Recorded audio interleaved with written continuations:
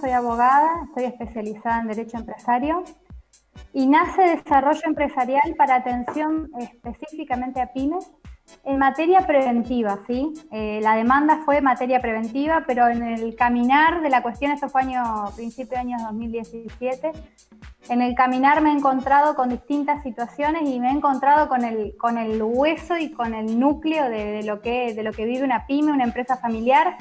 Por eso ahora me encuentro conversando ida y vuelta con gente que es desde el monotributista, emprendedor, que es el solo, la esposa, tal vez algún hijo, hasta personas que participan de un grupo empresario.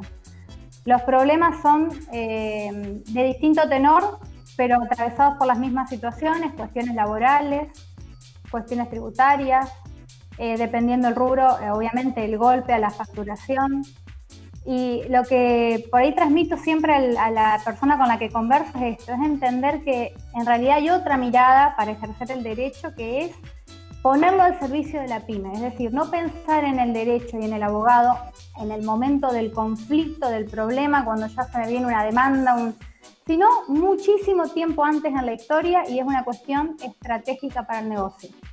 Desde el cómo estructurarme para crecer, desde el cómo estructurarme para prevenir conflictos, sea dentro de la familia que trabaja junta, sea en materia societaria, sea incluso en cuestiones tributarias, o abaratar costos diciendo, bueno, a ver, emprendí, crecí, y gente que emprendió hace 10, 15 años y le fue muy bien, pero se encuentra ahora que, ¿por qué no repensar para bajar costos? Es decir, achicar la estructura mediante contratos, ¿sí?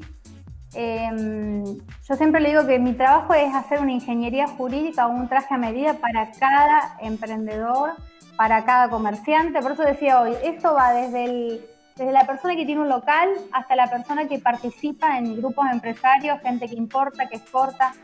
Es cuestión de conocer la empresa y hacerle un traje a medida.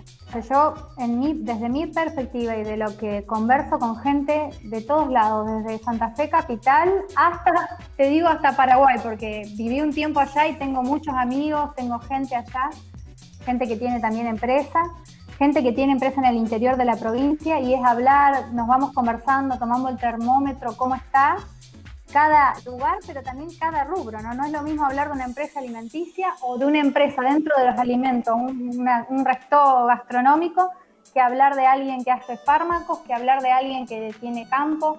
Es absolutamente variado y no se puede establecer una regla para eso, ¿sí? Pero de mi perspectiva, lo que yo pienso de acá a algunos meses, creo que vamos a tener que abrir aún más,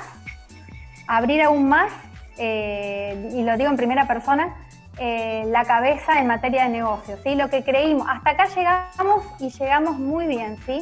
Pero tal vez de acá en adelante podamos pensar, decir, bueno, ¿cómo potencio mi negocio? Y ya no lo potencio jugando al solitario, como digo yo.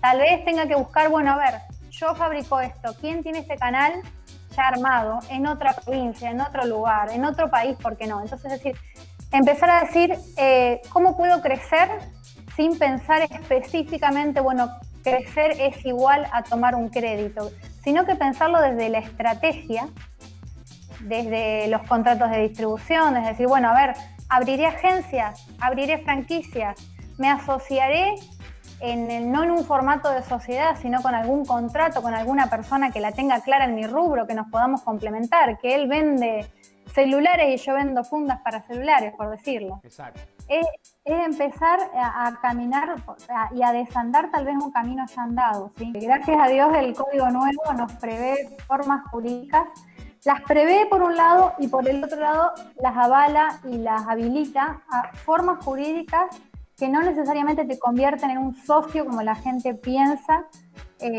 con otra persona, con la persona por ahí con la que podemos complementarnos. Son como alianzas estratégicas sin hacer ni una SAS, ni una SRL, ni una sociedad anónima.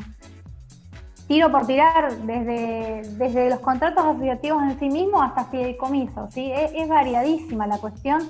Y hoy te decía, es un traje a medida. Lo que te va a servir a vos si converso sobre tus unidades de negocio, seguramente no le sirva a otra persona, por más que incluso haga lo mismo que vos, por ejemplo.